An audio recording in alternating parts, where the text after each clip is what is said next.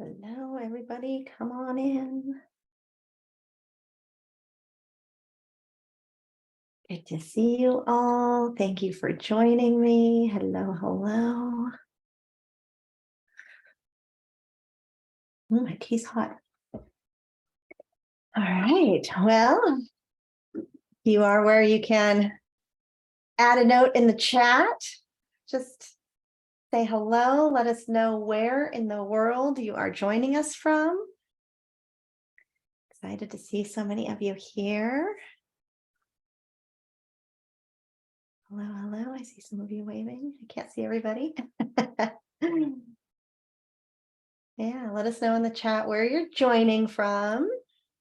Hi, Karen from Tasmania. Let's see, it's probably tomorrow, early tomorrow morning. Tomorrow to me, Thursday. Hi, Janelle from Brooklyn. Hi, Clarissa from Seattle. Jan from South Jersey. Oh, 11 a.m. Oh, good. You're not up at the crack of dawn. Hi, Joanna from Camas, Washington. Welcome, welcome. Cynthia from Indiana. Hello. Good to see you all. Thank you for joining me.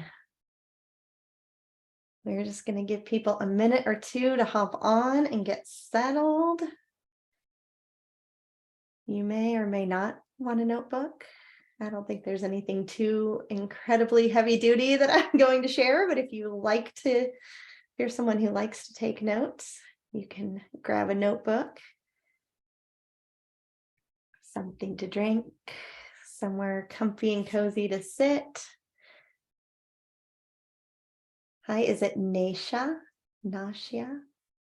from Kansas? Welcome. Hi, Wanda from Saskatchewan.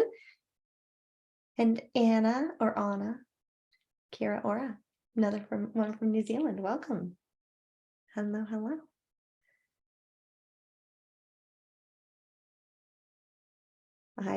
The mushrooms started chatting with me and encouraged me to wear bright red. They said, get in the mood for the party. So here I am playing matchy-matchy with the mushrooms. Hi, Colleen from Denver. Hi, Dawn from Nebraska.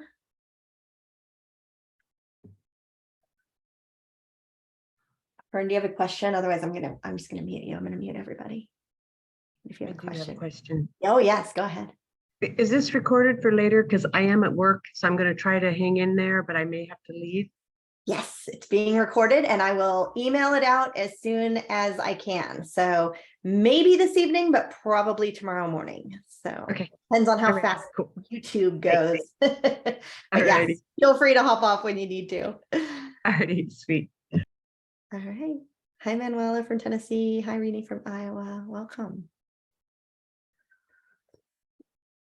All right, well, let's dive in. Thank you, everyone, for joining me this evening. This is our open house for the Amanita experience, and just wanted to, have an opportunity to chat in a little bit more depth than we can do on email or social media, because there's always lots of questions about kind of whatever your situation is, why you're thinking about working with Amanita and how it works. And I will begin by saying I am not an expert. And this is, I have really just been on this journey with this mushroom, listening to the wisdom that it shares with me. And it has encouraged me again and again to step out of my comfort zone and share. And so part of why this is the Amanita experience is that we're just experiencing it all together as a group. That being said, I have done a fair amount of research and experimentation and working with the mushroom, so I can at least share, my personal experiences. My husband will be joining us as well. He loves working with this mushroom. He's still working tonight, so I don't know if he'll pop his head in when he gets home or not. But during the actual workshops, he'll be joining me as well. So if any of you, potentially have a partner who's thinking maybe you want to do it, maybe not, my husband is really helpful in sharing experiences from his point of view, which are different than the experiences that I have. So it's nice to have him along. So you'll see him during the workshops as well. So yeah, Anna says the closest I've got to this mushroom is dining on a friend pickling it. Ooh, interesting. Great texture. Thanks for this chat. So yeah, autumn's so a long way. And we got basically no mushroom season this year. It was very, very warm and very dry all through September and October.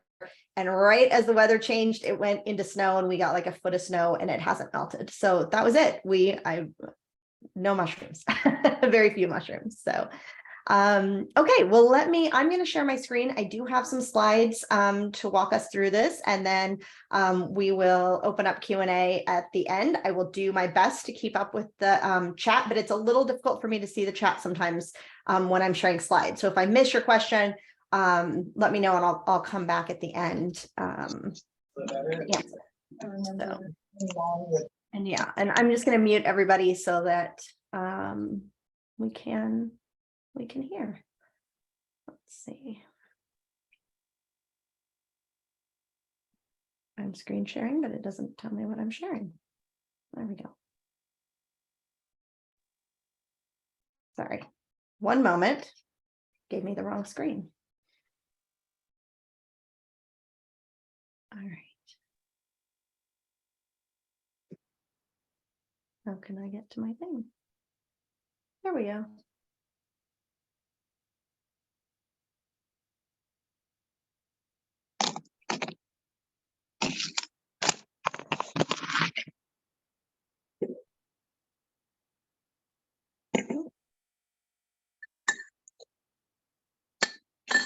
There we go.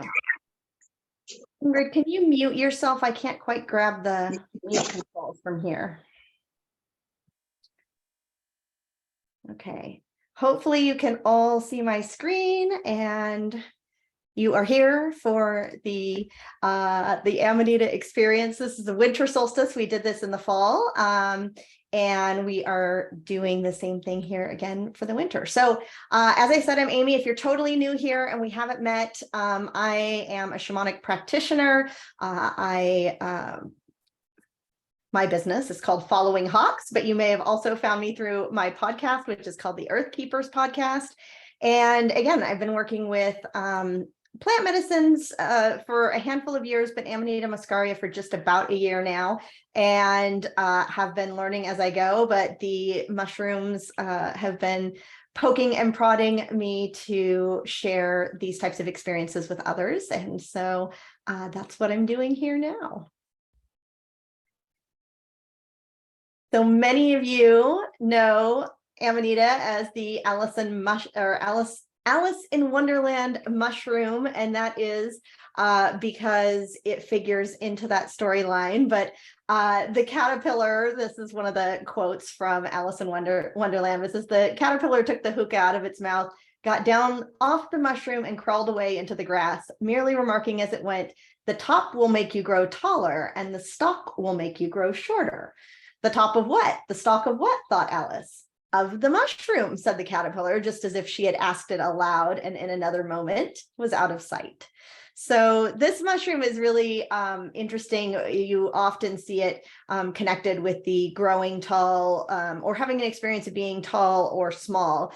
And sometimes a lot about the way this mushroom works with us is showing us how we take up space in the world. So you oftentimes will have experiences of being larger or feeling larger or smaller. I had a dream a week or so ago. I think I sent in an email where I was very small. I was very small driving a very small car at the beginning of the dream. And then I got out of my very small car and was making my way through kind of caves and rocks and water while carrying giant mushrooms, but they were probably regular sized mushrooms. I was just very tiny in the dream. So you will certainly have or possibly have experiences like that in dreams mainly, but sometimes in your waking life as well, where you feel extra big or extra small. So just to share a little bit about Amanita in general, the other name that is commonly used for it is fly agaric, and many cultures would use it with flies. They would crush it in water and honey, or they would boil it in milk and set it out on their windowsill, and it would attract and kill flies. So you see a lot of its names in other parts of the world connected with that use. So you can see some of them here: fly mushroom, witch's mushroom, fly destroying mushroom. So lots of kind of connections with that. That's where the well, one of the ways that the idea of fly comes in. And the other kind of interesting thing I came across while doing this research was that in the Middle Ages, delirium, drunkenness, insanity, they were all kind of attributed to this idea of insects loose in your head. So you can see by some of these phrases of speech that we have, like having a bee in your bonnet. In Russian, they have an expression for the drunken man being with fly. So it's possible that the fly reference has a double meaning when it comes to Amanita muscaria. So the one thing to really know about Amanita is, we tend to just lump it in with what, all kinds of what we might call magic mushrooms. But this mushroom is very, very different than psilocybin. And so they work very differently on your body. You will have completely different types of experiences. So, whether that's good or bad, from your perspective, they are completely different. So they're hard to compare. And other than the fact that they're both mushrooms, you kind of have to set psilocybin experiences aside when you're thinking or talking about Amanita. So I have found, and I have heard other people say as well, that the magic is in the microdose, and small doses over a longer period of time seem to have more impact. You certainly can macrodose, you certainly can have a deeper experience, and you'll have an opportunity, if you so choose, to do that during our ceremony in the experience. But I find that the experiences I have are just as profound, if not more so, in working with it in smaller doses. So it's a really great mushroom to be able to integrate into your day-to-day life, because it's bringing the experiences to you, the realizations, the shifts in your life, little by little. And so you're kind of integrating the experience as you go, instead of having a really big over-the-top trip, maybe some of which you need months or longer to figure out, or to understand, or to integrate and process. Amanita is just working in kind of as you go and in small doses. So I also find that once you're connected with the frequency of it, like this is something that you have connected with and worked with on at any level, it's working with you even when you're not actively consuming it. And in fact, sometimes that it can be kind of a strange experience, because you think, I took it, but nothing happened. But then the next day something happens, or you have an insight about something, or later in the week. So it doesn't always correlate to I took it and had a direct experience. Sometimes it does, but not all of the time. So that's why small amounts over longer periods of time, you'll start noticing, like, oh, this is the mushroom working in my life. I can see it, I can feel it. I have these experiences and things coming in, but they don't necessarily come in at the time that I'm consuming the mushroom.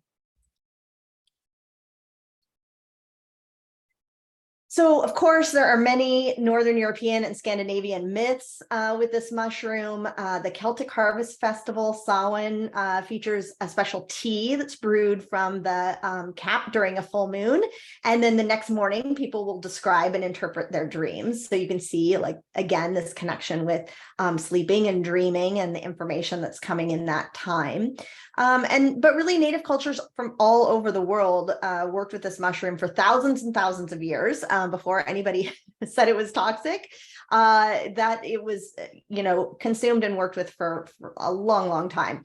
And it's really interesting, because when you start looking into it, you'll see that there's knowledge about this mushroom that appears to have been integrated into the Christian church at some point in the past.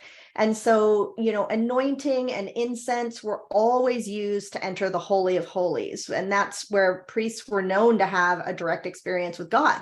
So if you think about the Bible, there's lots and lots of stories that include visionary experiences. And so it's possible that they were working with some type of entheogenic substance to have those experiences. And these are just some different, frescoes and art that have been found in different chapels and churches around the world.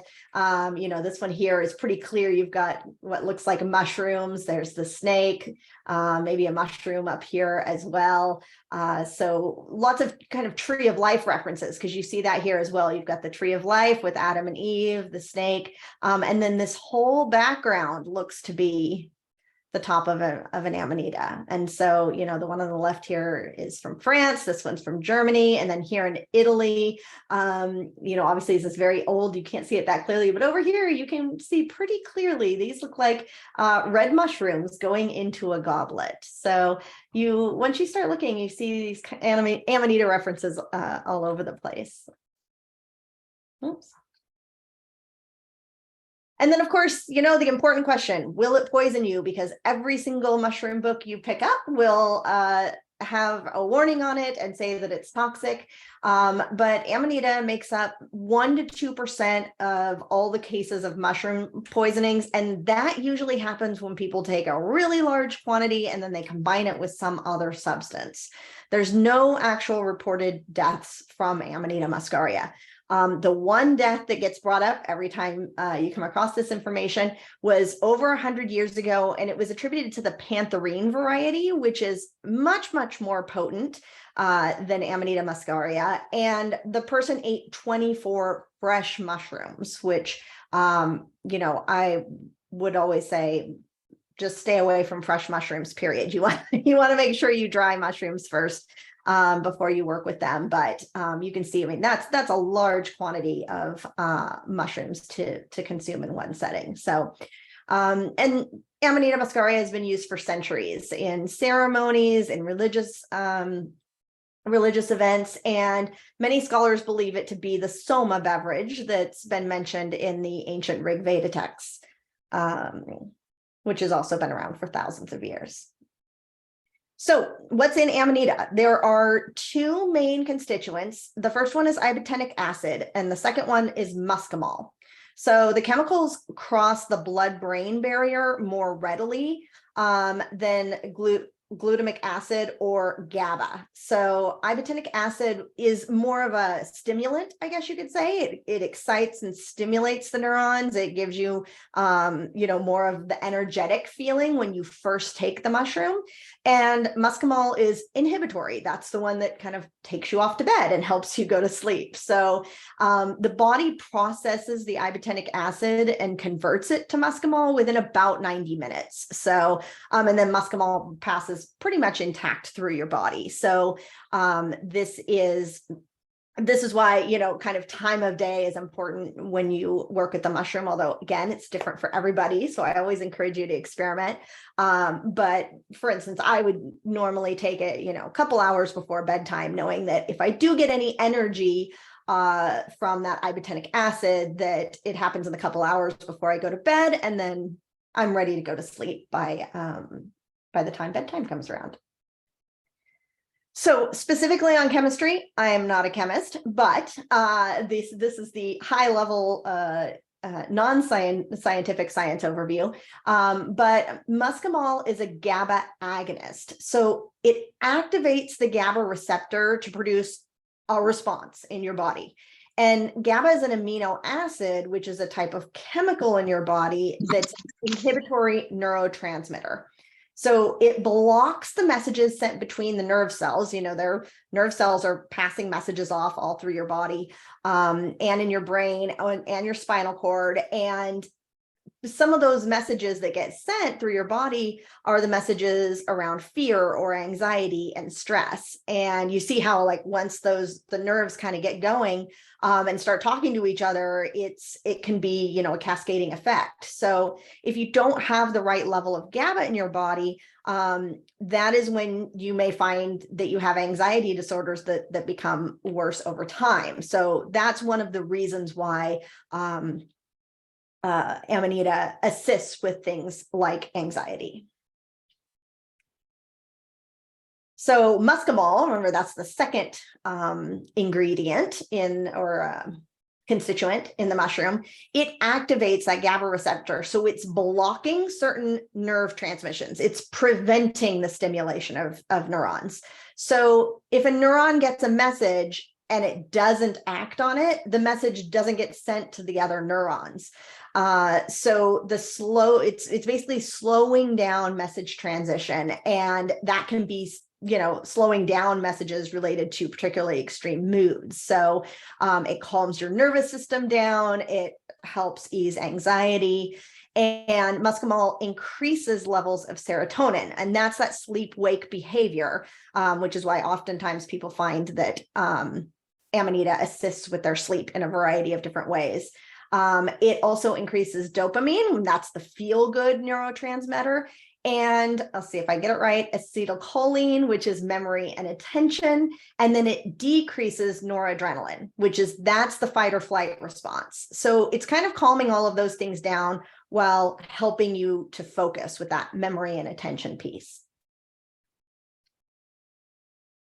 So there's a variety of different ways that you can work with Amanita, and, you know, it's not been studied significantly. So hopefully someday, as this mushroom is coming, you know, back into popular awareness, maybe more studies will be done, and we'll have more information on exactly why these different things work. But in its raw state, as we said, the mushroom has both ibotenic acid and muscimol. And then as you dry it in a dehydrator, or you heat it, you know, with water, or you ferment it with dairy, the ibotenic acid percentage slowly declines. So if you're familiar with decarboxylation, that's what's happening. So the ibotenic acid with each of these different methods is declining. And what would normally happen is that your body would do that conversion. You would get the full ibotenic acid and then the full muscimol. But by doing these different preparations, you get to convert that ibotenic acid before you ingest it and get the amount that works best for you, which is an experiment that you have to kind of figure out as you'll do it. Different people like different amounts of ibotenic acid. So that's why we make these different preparations during the Amanita experience, so you can try them and say, oh, I like more ibotenic acid, or I like less. So each of the preparations will create a different result, and each of our bodies and brains have different needs. So that's why everybody will find different things that they like best. So that's what we'll be doing in the Amanita experience. So this is just a nice kind of helpful chart for those of us who are visual, like I am. Amanita Dreamer, if you're familiar with her on her YouTube channel, she's also on my podcast. She created this to kind of help us understand what may be happening in our bodies. But again, so this is the ibotenic acid end of things. This is what gives you more energy, and then muscimol at the other end is kind of what helps you with sleep on that end. And so you can kind of see what's happening. It's usually in its raw or dried state. You're going to get more ibotenic acid. You have more energy, more focus. It's going to assist with, ADD, ADHD, and gamma flow states, which is really like when you're in the flow, you're focused, and you're able to receive lots of kind of complex information and process it all at once. So that's what's really happening on this end. When we do a variety of different conversions, we can get as far over here on this end where there is no or almost no ibotenic acid. And that's where you're going to get the calming effect, reduced anxiety, dreaming work, shadow work, delta states, lucid dreaming, that kind of thing can happen over here on this end. And the 50-50 mix, which is really what you get with the tea, that's going to really be kind of the adaptogenic place for this mushroom. So it can just, it can really go to work on you, because oftentimes we don't even know exactly what we need. And so the mushroom can kind of go in and figure that out, and you can let the mushroom work for you. So just going over the different types of preparations that will work for, and kind of why we might do these different things. Smoking is the one that I find people have probably the most nervousness or anxiety about trying, especially if you're not a smoker. But that obviously it's personal choice to do whatever. But surprisingly, I'm not a smoker of any kinds of things, and I like smoking Amanita the best. Like that's what works the best for me. So I always encourage people to try it. Like, you think you might not like it, but you might be surprised at which method works best for you. So with smoking is good for kind of just like tapping into that space for wisdom or knowledge or making decisions. When you add in something like drums or sound, it can help you shift from one state to another. The smoking, again, we haven't converted very much of it at that point, so it's high in ibotenic acid, but it does seem to work differently when smoked than ingested. So you're just going to get that little bit of conversion from drying it, and that's it. Really, it is activating those neurotransmitters in your parasympathetic nervous system. So this is, the rest and digest after you've had your nervous system has been activated in some way. It's really kind of a nice mellowing effect. But it also helps with energy and focus. And, if you're somebody with ADD or ADHD, you may really find that you enjoy smoking it. So really, again, that kind of middle ground of conversion, the tea is really what lets the mushroom become adaptogenic. So it helps your body adapt to a variety of stressors. You can tap into your innate healing capabilities. And the wisdom in the mushroom will work with the wisdom in your body to determine what you need. It might be physical, it might be mental, it might be spiritual. And, I've found that over and over again with this mushroom, that like what we think we might need may not be exactly what we need. And the mushroom can find it and help us really kind of just shed light on something that we can see from a different perspective or a new way. And the tea really, really helps us to do that. So the tea is also good for either micro or macro dosing. You can take a larger dose of it if you so choose. And then you can also work with Amanita topically. It's been used for hundreds of years, probably longer, in Siberia, parts of Scandinavia, Eastern Europe, and Russia, specifically for pain relief and anti-inflammation, anti-anxiety, for sleep. And one of the theories about why it works, especially for topical use, is that sometimes when we have especially chronic muscle pain, it's coming from spasms in our body. And so if you've had long-term pain, your nerves may need to relearn how to behave or relax when your muscles relax. So it's possible that Amanita, when it's being applied to your skin, is helping those nerve receptors to lessen pain. And then you have the full muscimol conversion. That's achieved when you make soma, or what is believed to potentially be soma. And it's like a clabbered milk or yogurt, kind of depending on how you make it. And we go through the different ways you can make it. It's more or less like a yogurt drink. And so because it has all that muscimol, you'll probably get drowsy quite quickly. So when you work with this, you want to be ready to go to sleep or take a nap shortly after you consume it. What it's doing is it's helping your brain shift into delta brain waves, making what you might say is your trip feel more like a lucid dream for the first couple of hours. So you might not realize you're asleep, or might think you're awake when you're asleep. You're kind of in that in-between state for a couple of hours, and then you fall into a really deep sleep. And that's where you may have experiences where you're feeling like you're time traveling, or shifting timelines, or fracturing timelines. So it is linked with the production of the human growth hormones, serotonin, DHEA, and all kinds of good chemicals in your body.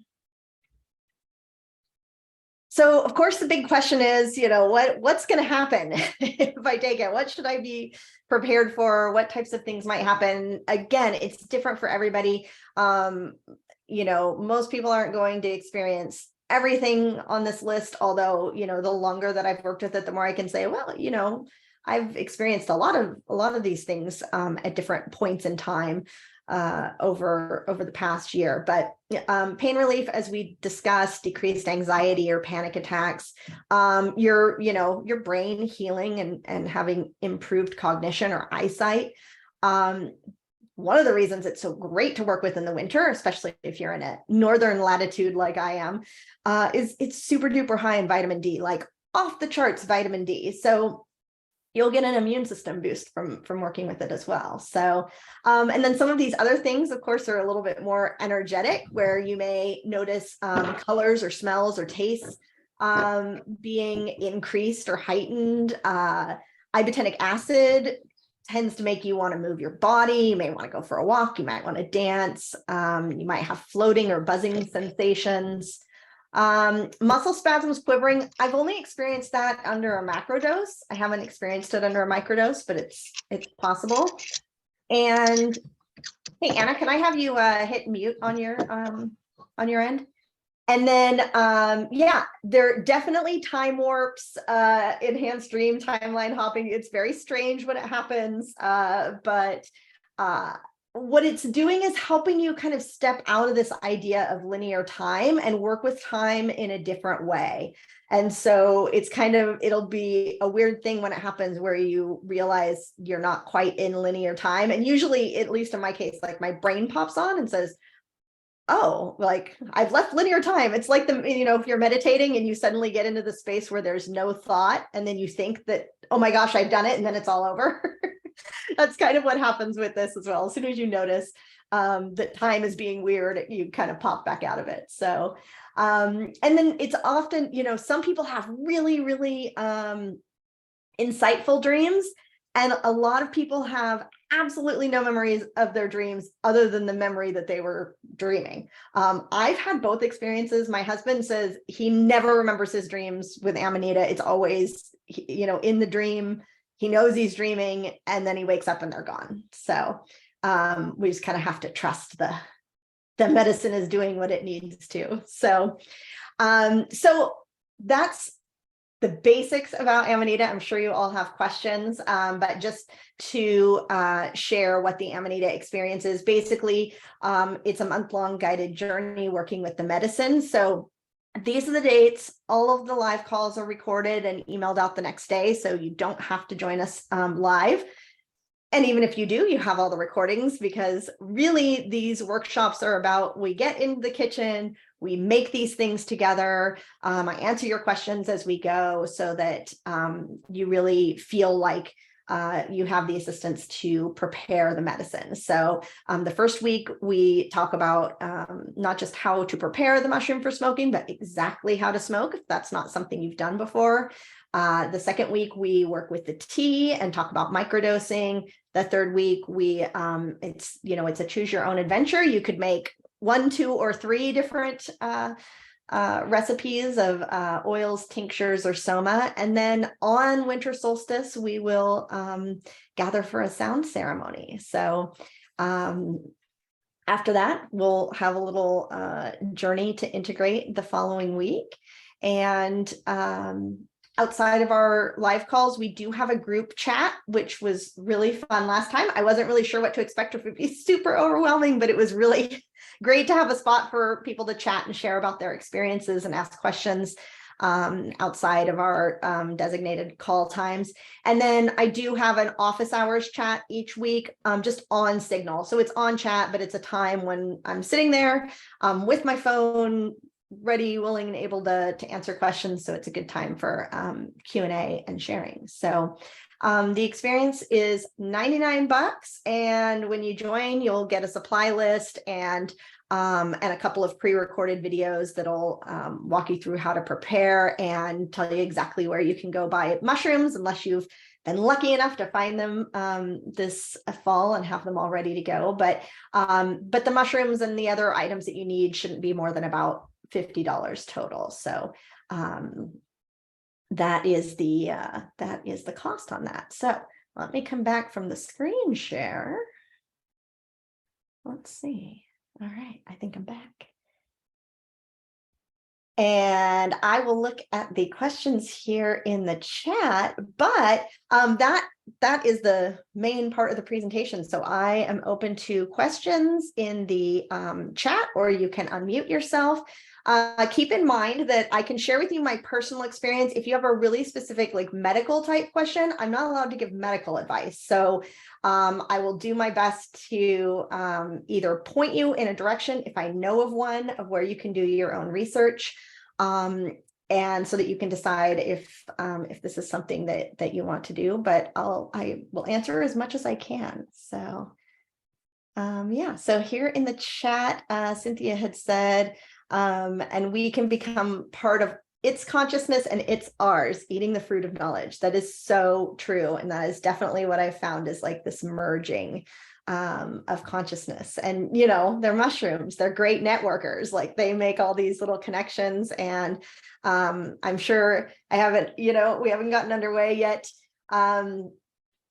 this time, but I know in our last group, there were so many people that just said, you know, I was looking for this specifically, and then your email came in, or I never checked my email, but I was thinking about Amanita, and then I checked my email and there was your email. It's like they find the ways to make all of these connections to bring us together. So let's see, does Signal require linking my laptop to my cell phone? I do not believe so. I think you just download the app on your phone, and I don't think you have to do it. In fact, I think you specifically want to do it from your phone. So I don't think you have to link your laptop. So Manuela says, do we purchase the dried caps or the powder? You want the dried caps specifically, because the powder, there's things you can use the powder for, but some of the things we're doing, like the tea in particular, you have to strain the mushrooms out of the water. And the powder is really, really hard to do that. And it'll make, you know, the mushrooms can potentially mold or go bad faster if you have little bits and pieces of them. So you want the dried caps. Anna says, are there risks? You know, obviously you don't want to consume excessive amounts. That's when people can have issues with, you know, it's usually gastrointestinal distress issues. Are usually what is connected with this mushroom. There were quite a few people in our last group. Yeah, actually, so friends asking, can it cause nausea when consuming? So it was really interesting because so the only time I've experienced nausea was during our ceremony when we were doing like a macro dose. We were drinking large amounts of tea and smoking at the same time. And after a while, I felt a little sick to my stomach for a bit, and it passed. It didn't last a long time, but what I found from people in the last group sharing was that either it was really helping them with gastrointestinal issues, or had given them a message like, I can help you with this. And that was something that it was specifically helping with. And a handful of people said that it bothered their stomach initially, but they stuck with it, and they got to kind of to the other side of it where it wasn't bothering them. And one of the messages that I've received from the mushroom is that it's it sees its job, and it's really funny if you connect with them. A lot of times they're very musical, like they'll give you songs or put songs in your head. There's a lot of kind of like sing song type of energy. And what they're showing me is like they go in, they're almost like conductors of a symphony. And so they go in and get everything in your body singing in harmony, is what they tell me. But that means if there is something way out of tune, they're going to go to work on it first, and they're going to be like, this is a problem, we need to fix it. And so depending on what that is, and it may not even be something that you're conscious of, right? You may not know this is like a problem or an issue. They may need to work on it. So it feels to me, when with the people specifically who had said, you know, it bothered my stomach first and then it worked itself out, is like it was doing whatever it needed to do. It was clearing something up. I also get the sense that, and this was, again, it's just a theory based on all the conversation we had in the last group.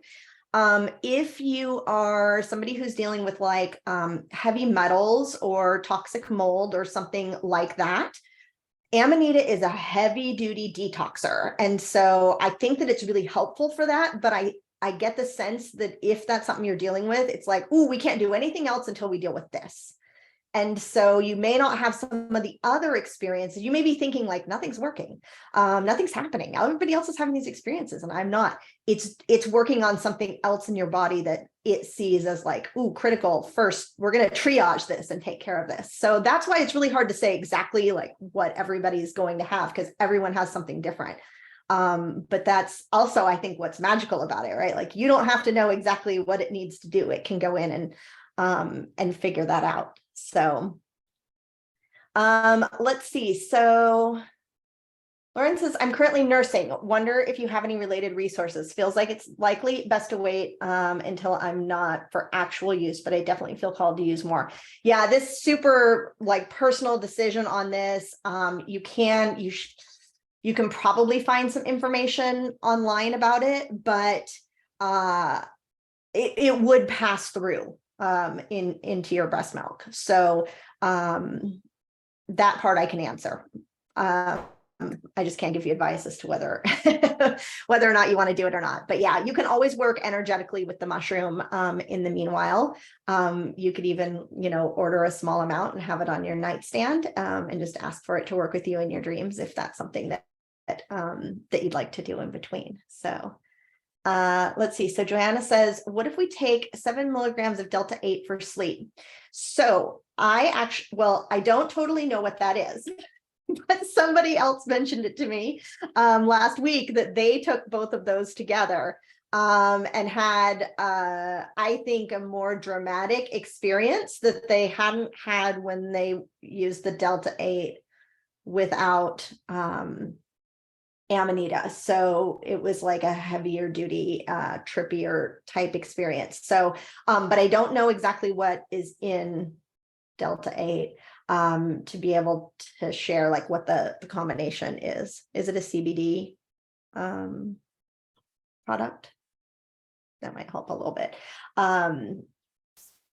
if I know that. But yeah, what you don't want to combine is any of the if you're taking Ambien, any of those types of things for sleep, just because Amanita is working on the same pathways. And so you want to eliminate one and let Amanita do the other. So Helen says, where do I get it down under? Good question. Is it not allowed in Australia or New Zealand? Australia, I think, maybe has a restriction.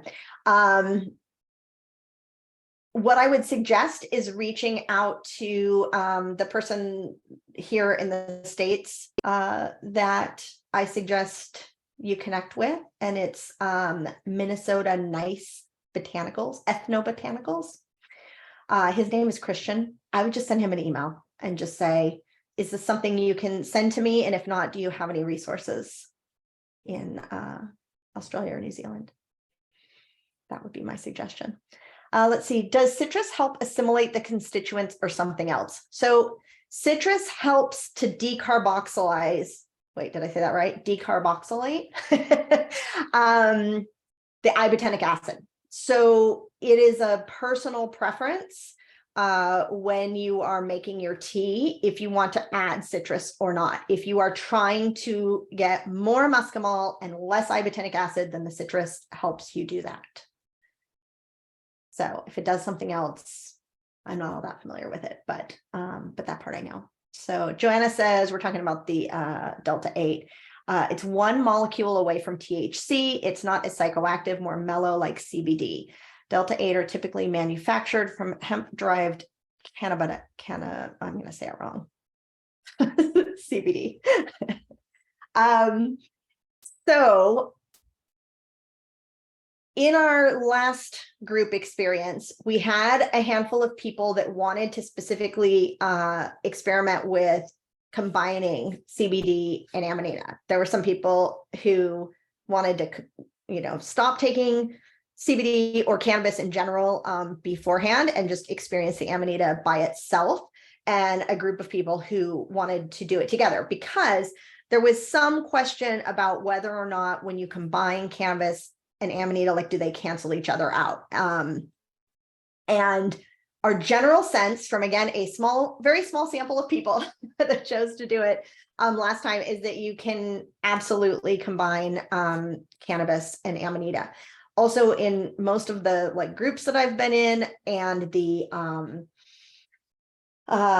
books that I've read, lots of people combine them. So that the one I would give more of a warning about would be alcohol, just because for the same reason, it's working on those same GABA receptors the Amanita is, and you could potentially have an overdose situation. Although again, it's another one of those everything in moderation situations, but you need to choose that for yourself. But CBD and or cannabis in general and Amanita seem to be okay together, and it's just up to you if you want to try them separately or not. Just know that if you are, so cannabis stays in your system for up to about 30 days. So if you do want to try them separately, you just need to know it's going to take that long for the cannabis to be out of your system. So does oil or dairy help it assimilate? So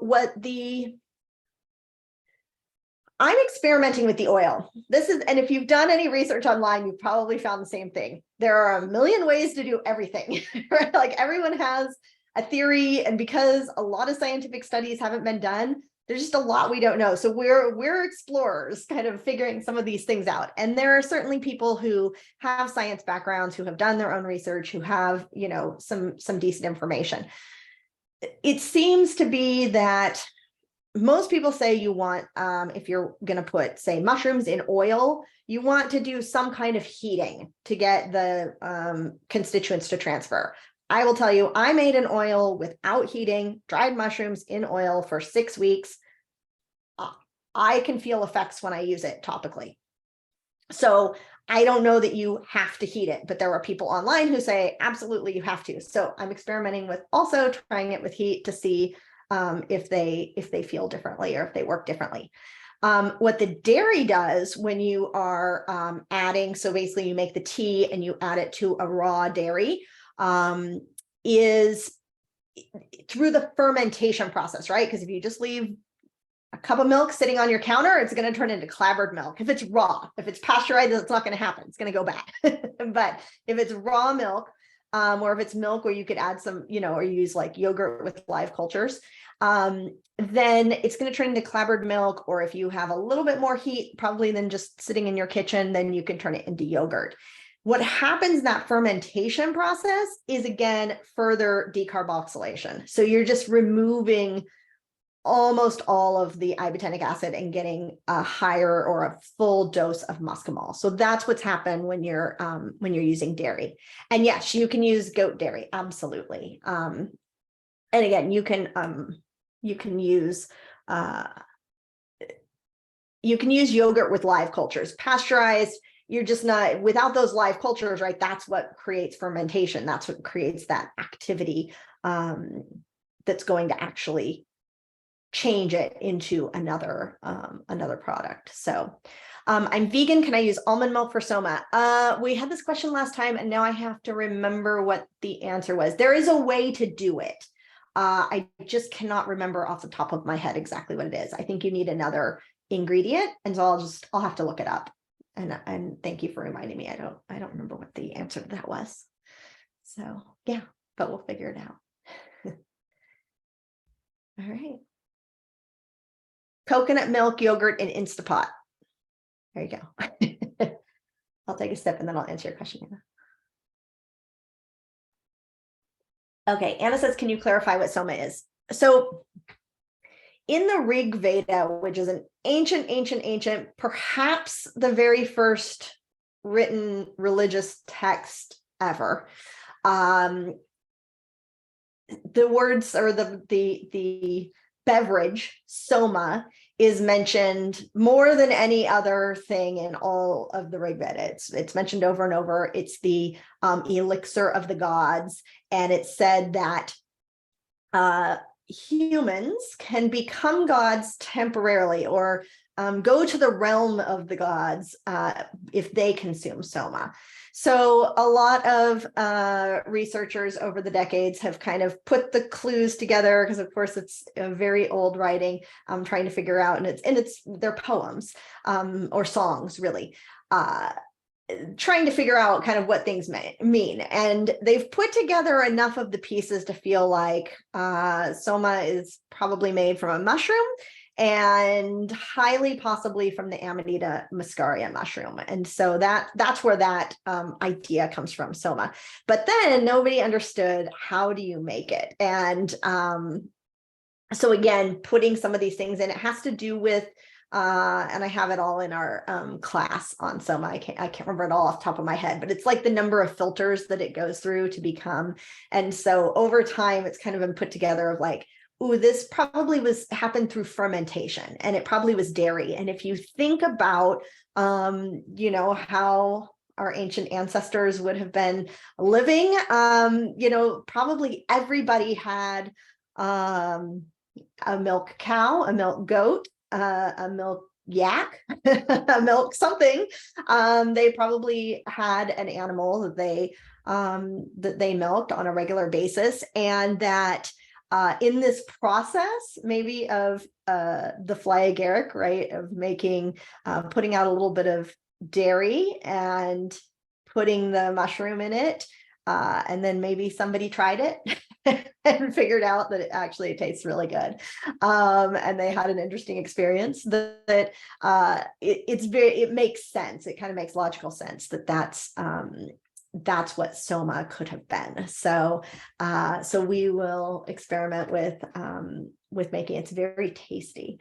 But I definitely had the experience the first time I made it. I just stirred it with a spoon kind of after it was ready to, before I put it in the fridge, and without really thinking, just like licked the spoon and put the spoon in the sink. And I think it was the middle of the afternoon, and I went outside to like water plants or something. I'm standing, like I'm just holding a hose and standing, and I literally was just like, could not keep my eyes open anymore. I mean, it just like that drowsiness just hit me. I was like, I have to go lay down immediately. I'm very tired.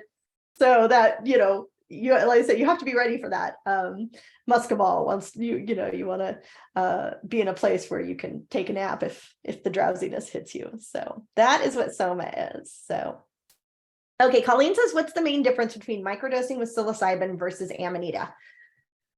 I mean, I think this is going to be, different for everybody. I will tell you, I've done both. I find that psilocybin on a microdose is really helps me focus, definitely. And it helps me, get the things done that need to be done and then be done, right? Like, it won't help me work for 12 hours. It will help me like say, what are the 2 things you need to get done? We're going to do those, and then we're going to be done with those. It's a very kind of focused energy. And then I experience like more so exactly just like, I want to be outside. I will go for very long walks. I don't want to be, in the house. I definitely don't want to be at my computer for extended periods of time. But I find that's more of where I I haven't used it for quite a while, but I'll take it in the morning, and use that focused energy to work when I have a project I need to focus on. But that's where it helps. It definitely helps also with, I would say, like anxiety, any kind of calming your nervous system, helping with those types of things. Amanita is just, it's so different. Like I do feel like psilocybin's like, here's a concentrated thing we're going to work on, and it's kind of that, where I feel like Amanita is, again, the frequencies coming into your body and it's figuring out what you need. And then it's going to work with you in all kinds of ways that you can't really know how it's going to come in. So it might be a very direct, like, you have anxiety that you're dealing with, and it, it makes you feel calm, like a very cause and effect type of a thing. It can help you focus. It can help you do that. But to me, I find that there's all these other things, again, outside of when I'm actively taking the medicine, where it's like making connections and helping me to see things, like pulling me out of linear time and being like, okay, now that we're over here, let's look at this situation from a different perspective. And there's a lot of healing in that. There's a lot of healing in being able to say, oh my gosh, I just realized this situation from my childhood was really this instead of that, or now I see that I have a pattern in how I respond to things over and over again, and I never saw it before, but now I can see it and do something about it, or make a change. And it's a very gentle way that it does it, but again, it's like in your day-to-day life, working with you and helping you kind of see and integrate some of those things. And then you may also have weird time warp things, and some of that other stuff may happen, but yeah, that's I feel like it's an easier one to integrate into your day-to-day life. So will we learn about the ancestry of the mushroom? By ancestry, are you talking about like working with the ancestors energetically, or are you talking more specifically about the physical ancestry of the mushroom?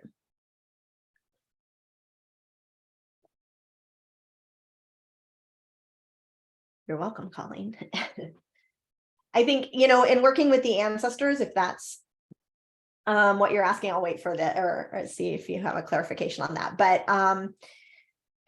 yeah, I mean, I find that sometimes I don't know the difference between, it's almost like, especially if I'm in meditation or if I'm in a dream, right? It's not like they're coming in front of me and I see who's talking to me. It's more like I'm in the scenario and the message is coming through. Yeah, the bringing in of the ancestors. Yeah, and so they really feel combined to me at this point sometimes. And I've had people say, how do you know it was the mushroom talking to you? I'm like, I just knew. It's like there's something about how they feel or how they point things out, because sometimes it's like in a funny way. They have a good sense of humor. So sometimes when I see things, or I'm like made to laugh at myself about something, or how I understand, I'm like, oh, that's a mushroom frequency. But one of the messages that I've specifically received is that because so many of our ancestors worked with this mushroom and knew about it, and this was the way that they connected with their ancestors. And again, when you come out of that time, that linear time, they were working both forward and backward and sideways, right? Like they were kind of able to, through working with this mushroom, work on all of these timelines and come and go. But at some point we stopped using the mushroom. And so what they were telling me is like, there's been a lot of doors that have been closed. Like they can't get to us always in the way that they want to, because they use the mushroom to kind of come through. And so when we work with the mushroom, it's like the door opens and they can get back through. And so that's why I think, to me, sometimes it feels like, well, did that come from my ancestors or did that come from the mushroom? Well, kind of both. So yeah, I mean, there are definitely, I will have some meditations for you, like some journaling prompts, some different things to kind of tap in and see what's coming through. But yeah, I mean, my sense is probably it's a little different for everybody, but that's how they've explained it to me, is like once you work with this frequency that they're familiar with, it just allows them to like travel on that same frequency and connect. I hope that's helpful. All right, any more questions? I'm going to drop the link in the chat, although you probably all have it in your email. But I will put it here if you want to go look at the details.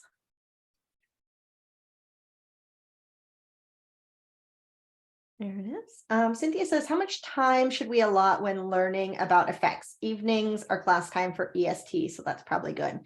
Yeah, so, and one of the things that I do walk you through is both muscle testing, if that's not something that you already know how to do, but muscle testing for your dose, and then titrating your dose. So we want to start low and work up. So you're gonna, that's kind of what I'm gonna work you through, is how do you find when that microdose becomes a macrodose? How do you know, like, oh, I'm at that threshold and this is enough for me for a microdose? So yeah, when you take it, and obviously you can come to the workshop and not take it at that time if there's another time that's better for you. But in general, personally, I like working with it in the evenings, like I said, because I'll have like a couple of hours of focused energy, especially if I want to work on a project or do something.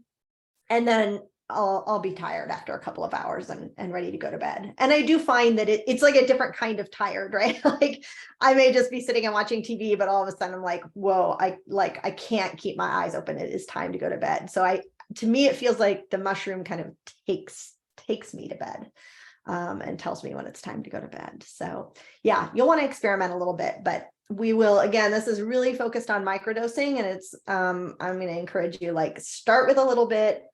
Then the next day, try a little bit more. The next day, try a little bit more until you feel like you're at a point. But in general, microdosing should not feel like, oh, I took something and I'm feeling effects. It really should feel very, very mellow. And again, like the next day, you're like, oh, I had some really insightful dreams, or I just slept really, like, I can't remember the last time I slept that well.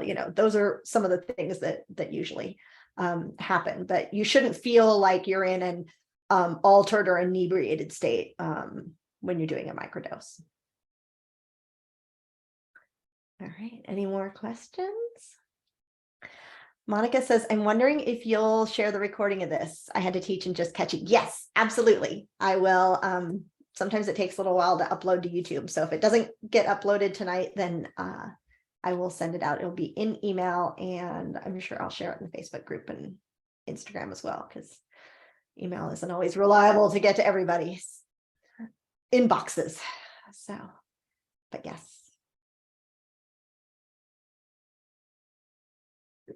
All right. Well, will it be easy enough to purchase Amanita? Yes, I didn't cover this, but Amanita is not a scheduled drug. It's completely legal, at least in the US, but and in many parts of the world. What you will notice when you go to purchase them online, though, is that oftentimes it will say something like, this is for educational purposes only, or this is not for consumption. It's one of these, the US, each department has different rules or different understandings. So the FDA says, oh, this is a toxic mushroom. So an organization, a person can't sell them for consumption because of that, but they are not scheduled. They're not illegal. You absolutely can have them. You can buy them. They're easy to purchase online. You should get them in the mail fairly quickly. And you just can't totally be thrown off when you're ordering when it says don't consume these because that's what they have to say for FDA requirements. So, but yeah, they're easy to purchase. In fact, I ordered my next batch today, and I got a shipping notification like 2 hours later. He's super fast. So yeah. And you should be able to get them super fast, but just keep in mind the timeline. I will leave this open for people to join all the way up until the 1st, when we start, and then I'll close it down. But if you get them at the last moment, you'll just have to start a few days later once you get your mushrooms. But the sooner you have them, because I do suggest that you put them on your nightstand, ask them to come into your dreams. Like they have a big energy, and you'll feel like you'll get the package in the mail and probably be like, whoa, like you'll likely feel their energy. And so it's kind of nice to just have them in your presence and see how they're coming in or sharing messages with you before you consume them. So it's kind of nice if you can get them now, and then you have them for a week or 10 days before we actually start working with them. So Cynthia says, will you coach us on our own foraging too, even though it's not the season? As much as I can. I still haven't found them. I've been looking for them. I found the panthers this summer. They popped up on my property for the first time, which was really fun. So, but yeah, I mean, I am a novice forager, but an enthusiastic one. And I do enjoy going out and looking for mushrooms. So I will do my best to assist or point you in the right direction. I've found many, both bumpy and smooth. I love it. I mean, a lot of people are like, what do you mean you haven't found them? They grow in the grocery store parking lot. Like, depending on where you're at in the world, like there's places where they're just everywhere. Like everybody finds them. They're everywhere. So they're a little harder to find. And like I say, we have this kind of weird season this year, especially where it tends to snow really easily or really early here, and then the mushrooms are gone. So yeah, a lot of people have them around. But yeah, I can point you in the right direction, and I have resources on kind of like what temperatures to dry them at, how to dry them, what to do with them. So yeah, absolutely. All right. Well, thank you everybody for joining me. I'm so glad you were all here. Thank you for lending your energy. If you have a question that you just don't, or you just want to ask privately, feel free to email me or DM me on Instagram. And yeah, I hope to have you join us. I'd love to have you with us in this winter season. Winter solstice is the classic holiday associated with Amanita. So although we can work with it all the time, this is kind of the season that they are have real heightened energy around. So kind of fun to do it. So yeah, and you're welcome, Cynthia. And yeah, and we'll be opening, for those of you who are already in and joining, we'll be opening the Signal chat next Wednesday. So that's when you can get online and start chatting away with everybody. So you're welcome, you're welcome, you're welcome. Thanks all for being here. And yeah, I'll get the recording out as soon as I can. So have a wonderful rest of your evening or day, wherever you are in the world, and I'll see you soon. Bye.